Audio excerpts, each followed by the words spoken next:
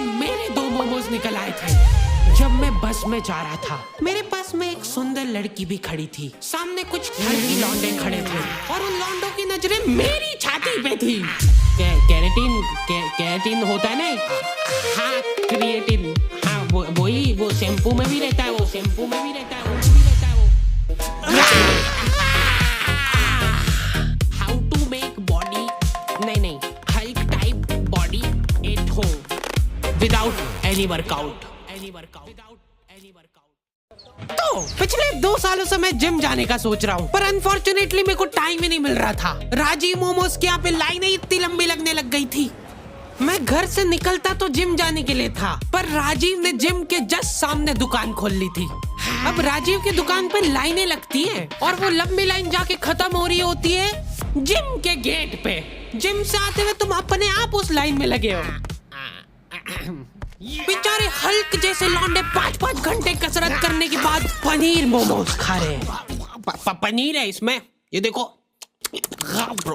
Protein. Rajiv daily up down करता था नेपाल से यहाँ तक, वो भी सपरिवार। राजीव की दुकान पे मोमोज खा खा के मेरे 2 मोमोज निकल आए थे, पर मेरे को उतना फर्क नहीं पड़ता था इन चीजों से। उस एक दिन तक जब मैं बस में जा रहा था, मेरे पास में एक सुंदर लड़की भी खड़ी थी। सामने कुछ ठरकी लौंडे खड़े थे और उन लौंडों की नजरें मेरी छाती पे थी। उस दिन मेरे को 2 चीजें रियलाइज हुई।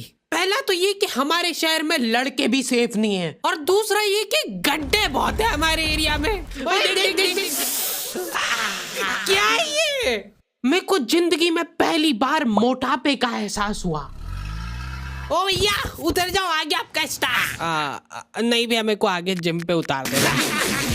जिम जाके मेरे को पता चला कि इनके अलग ही चोचले चल रहे हैं। तुम्हारे जूते पे हल्की सी भी धूल मिट्टी नहीं लगी होनी चाहिए। एक लौंडा जने कहाँ से गोबर में खड़ के आया उसका जूता, वहाँ जिम की चढ़ाव पे ही साफ कर रहा है। ट्रेनर जिम के गेट पे खड़ा खड़ा देख रहा है उसको। अंदर घुसने के पहले सबके जूते चाट के चेक करता है वो। कुछ है? मेरे को ऐसा लगता है कि बॉडी और दिमाग इनवर्सली प्रोपोर्शनल होता है। कभी देखा है तुमने किसी इंसान के पास बॉडी और दिमाग दोनों? तुमको चूज करना पड़ता है बॉडी और दिमाग में से एक चीज, पर बात ये है कि वो चूज करने के लिए भी तो दिमाग चाहिए। जो भी लौंडे हल्क जैसे घूम रहे होते ना जिम में, सबसे पहले तो यार अपनी साइज का टी शर्ट पहनो। 2 साइज छोटा टी शर्ट पहन के यहाँ पे होशियारी मत मारो। ऐसा लगता है दिमाग बेच के प्रोटीन पाउडर लेके आए। जिम करने के पहले प्रोटीन पी रहे, जिम करते करते प्रोटीन पी रहे, जिम के बाद भी प्रोटीन पी रहे, उसके बाद भी तुमको बॉडी दिखाने के लिए 2 साइज छोटा टी शर्ट पहनना पड़ रहा है। जिम में लौंडे लोग ड्रग डीलर जैसे मिलते हैं। बैकग्राउंड में न जाने कौन सा पंजाबी गाना चल रहा है और यहाँ पे 2 लौंडे हाथ मिलाने की कोशिश कर रहे हैं। एकदम कोऑर्डिनेशन चाहिए यार जिम में हाथ मिलाने के लिए। पिछली बार मैंने जिम इसीलिए छोड़ा था क्योंकि ट्रेनर ने मेरे से हाथ नहीं मिलाया था। मैंने उसके लिए दोस्ती का हाथ आगे बढ़ाया था, इग्नोर कर दिया उसने मेरे को, क्योंकि उसका पूरा ध्यान लड़कीबाजी में था। वैसे एक बात बताओ, करोगी क्या इतनी कसरत करके?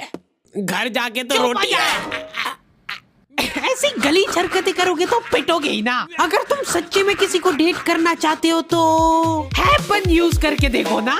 क्या? हैपन एक रियल लाइफ डेटिंग ऐप है जहाँ पे तुम उन लोगों को डेट कर सकते हो जिनके साथ तुमने पाथ क्रॉस किया हो। हैपन पे मेरे को भी लड़की मिल सकती है? देखो यार, सच बताऊं, हाँ पैसे मिले इसलिए हाँ बोलना पड़ रहा है। अगर तुम कुछ कॉमन प्लेसेस पे विजिट कर रहे हो तो हैपन खुद से तुम्हारी प्रोफाइल एक दूसरे को सजेस्ट करेगा।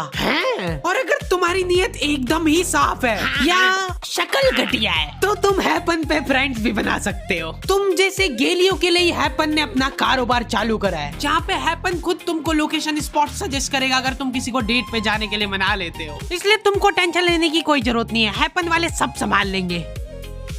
इधर मैं हाथ आगे बढ़ा के खड़ा हूँ, आसपास के सारे लोग कसरत करते हुए रुक गए।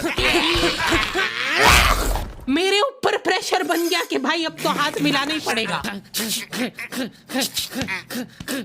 भैया हाथ मिला लो मेरे से। पैसे अभी दे रहे हो के खाते में लिखो। हमारा ट्रेनर खुद जिम में ड्रग बेचता था। नहीं उठ रहा ना, नहीं उठ रहा ना, नहीं उठेगा, ऐसा नहीं उठेगा। अब उठाओ।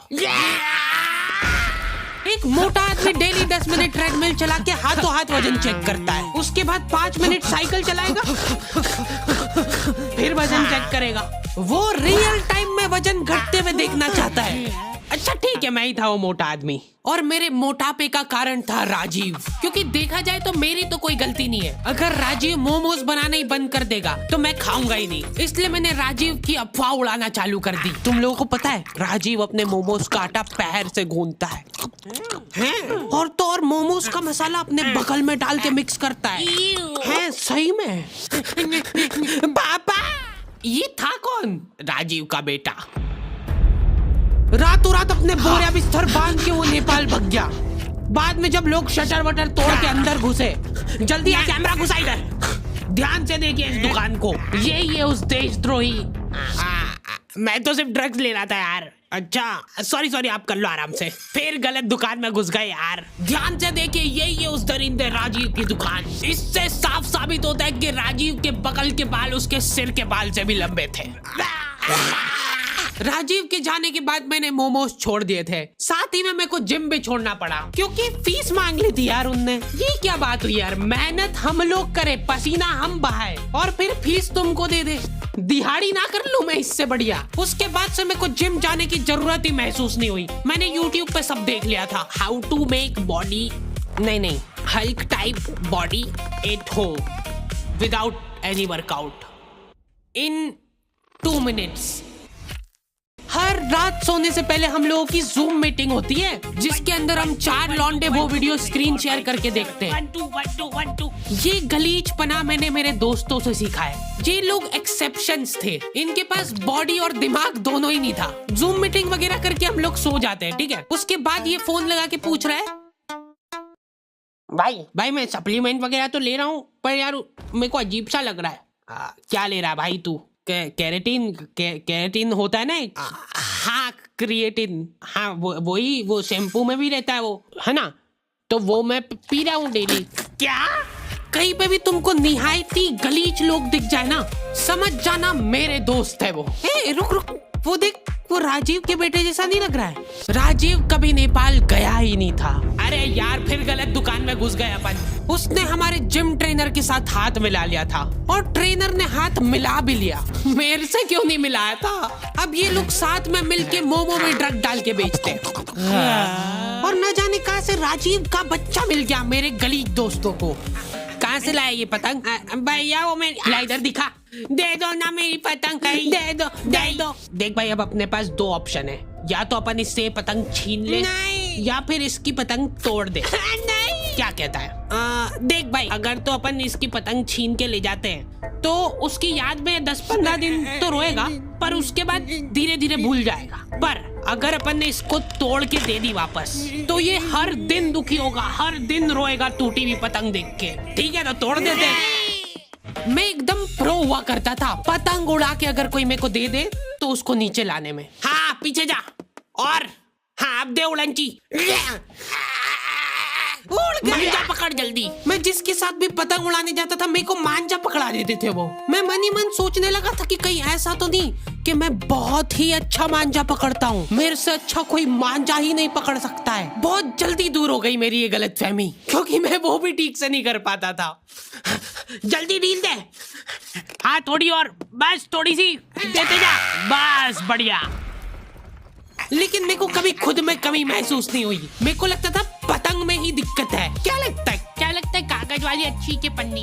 कागज हल्का होता है कि पन्नी? घनघोर डिस्कशन के बाद सब्जी वाले से जो लड़ के पन्नी ली थी मम्मी ने, वो पन्नी पे गट्टी का धागा बांध के उसकी पतंग बना के उड़ाता था मैं अपने स्ट्रगल के दिनों में, क्योंकि मम्मी को नफरत हो गई थी पतंग से। उन्होंने न जाने कौन सी न्यूज में देख लिया था कि ये मांझे के धागे से लोग कट कट के मर